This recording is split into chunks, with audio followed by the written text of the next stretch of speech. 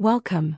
At 67, Viggo Mortensen has finally started speaking more openly about the one man on the Lord of the Rings set who changed the way he understood truth.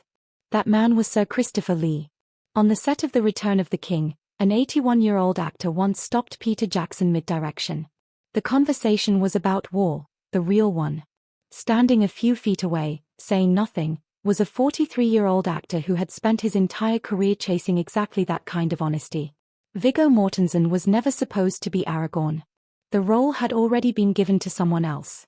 When that actor was let go only days into filming, the production scrambled. Viggo almost turned it down. He had a young son and did not want to disappear to New Zealand for months. It was his son Henry, already a devoted fan of the books, who changed his mind with one simple question. Would he deny his own child the chance to see his father play Aragorn? Viggo arrived with almost no preparation. In his first scenes he still looked uncertain, and that uncertainty, by accident, made Aragorn feel more real. A man hiding from his own destiny. Within days the hesitation vanished. He trained with a real steel sword. He broke 2 toes kicking a helmet, and the scream of genuine pain stayed in the final cut. He bought the horses he rode.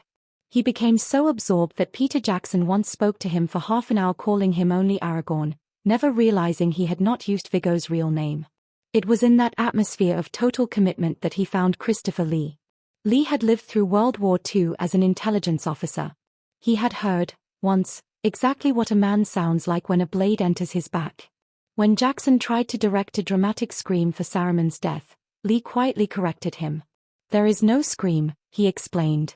"Only a choked release of air." Jackson listened. Between takes the 2 men spoke in German, Spanish, sometimes Old Norse.